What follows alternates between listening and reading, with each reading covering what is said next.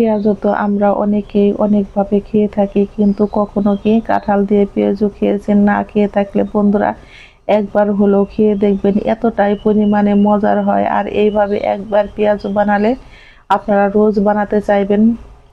বানানো কিন্তু একদম সহজ, আর খেতে হয় কিন্তু ভীষণ মজা, একদম মুচমুচে।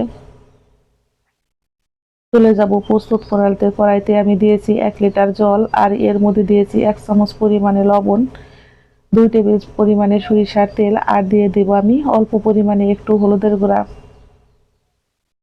জলটা আমার গরম হয়ে গেছে, এখন আমি এর মধ্যে দিয়ে দেব কেটে ধুয়ে রাখা কাঁঠালগুলো। কাঁঠাল কাটাটা আমার আগের ভিডিওতে দেওয়া আছে বন্ধুরা, আপনারা চাইলে কিন্তু ভিডিওটা দেখে নিতে পারেন। আমি কাঁঠালগুলো দিয়ে কিন্তু বেশ ভালো করে সিদ্ধ করে নেব, আর সিদ্ধ করে কিন্তু জল ঝরিয়ে ঠান্ডা করে নেব। 10 মিনিট সিদ্ধ করলেই কিন্তু এই কাঁঠালগুলো সিদ্ধ হয়ে যায়। আর এইভাবে সিদ্ধ করে আপনারা কিন্তু জল ঝরিয়ে ডিপ ফ্রিজেও রেখে দিতে পারবেন। যখন খেতে মন চায় তখন কিন্তু বের করে খেতে পারবেন। এখানে নিয়েছি আমি বেশ কিছুটা পরিমাণে সিদ্ধ করা কাঁঠাল। কাঁঠালগুলোকে কিন্তু আমি জল ঝরিয়ে ঠান্ডা করে নিয়েছি। এখন এগুলোকে আমি হাতের সাহায্যে এইভাবে একটু ভেঙে নিব। কাঁঠালের বীজে যে শক্ত আবরণ আছে সেটা কিন্তু বন্ধুরা ফেলে দিতে হয়, আমি কিন্তু সেগুলোকে ফেলে দিব।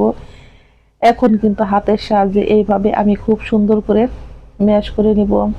আর এইভাবে একটু গোটা গোটা থাকলেই কিন্তু পেঁয়াজটা খেতে বেশি মজার হয়। আমার বাসায় কিন্তু সকলেই পছন্দ করে, আর আমি যাদেরকে খাওয়াইছি তারাও কিন্তু ভীষণ পছন্দ করেছে এই কাঁঠালের পেঁয়াজটা। খেতে হয় কিন্তু বন্ধুরা দুর্দান্ত মজার।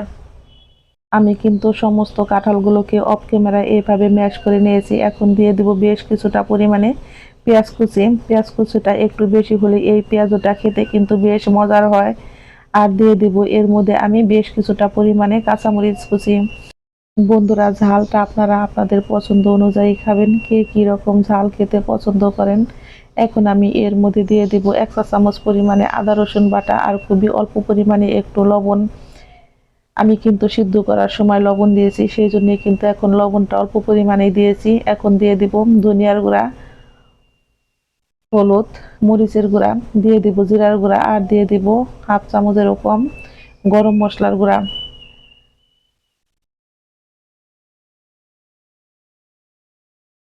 আমি এর মধ্যে দিয়ে দিব 1 মুঠো পরিমাণে আলু কুচি, আর দিয়ে দিব আমি 1 মুঠো পরিমাণে ধনিয়া পাতা কুচি।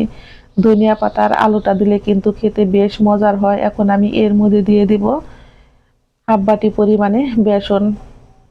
এখন আমি হাতের সাহায্যে কিন্তু বেশ ভালো করে মেখে নিব। এর মধ্যে কিন্তু কোনো জল ব্যবহার করব না বন্ধুরা, এর মধ্যে কোনো জলের প্রয়োজন নাই। মাখতে মাখতে বুঝতে পারবেন যে এটা কিন্তু খুব সুন্দর মাখা হয়ে যায়। আর আলুটা দিলে কিন্তু এই কাঁঠালের পেঁয়াজটা খেতে কিন্তু আরো বেশি মজার হয়। আমি এগুলোকে কিন্তু হাতের সাহায্যে খুব সুন্দর করে মেখে নিব।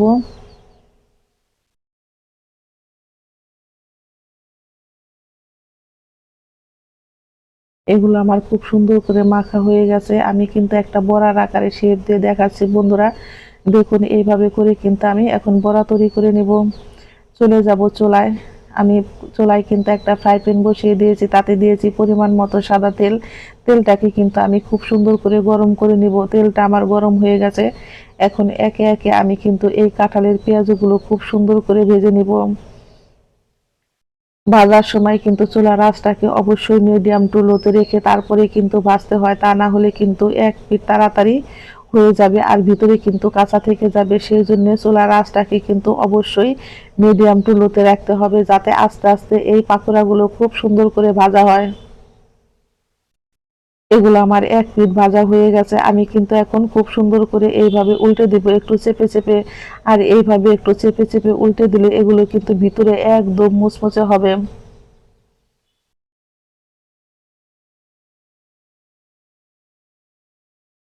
আমি কিন্তু এইভাবে সমস্ত পেঁয়াজগুলোই উল্টে নিব। হ্যালো বন্ধুরা, সুলতা কুকিং রেসিপির পক্ষ থেকে সকলকে জানাই স্বাগত। এই পর্যায়ে আমার কাঁঠালের পেঁয়াজের রেসিপি একটু যদি ভালো লেগে থাকে অবশ্যই একটা লাইক, কমেন্ট, শেয়ার, এবং যারা আমার নতুন বন্ধু আছেন অবশ্যই একটা সাবস্ক্রাইব করতে ভুলবেন না। আমার নতুন এবং পুরাতন সকল বন্ধুদের জানাই আমি অসংখ্য ধন্যবাদ। এখন কিন্তু আমি চুলার আঁচটাকে আবার একটু বাড়িয়ে দিব, বাড়িয়ে দিয়ে কিন্তু আমি এগুলোকে আবারও একটু উল্টে নিব। পেঁয়াজগুলো কিন্তু প্রায় আমার ভাজা শেষের দিকেই, দেখতেই পাচ্ছেন এগুলো কিন্তু কালার চলে এসেছে।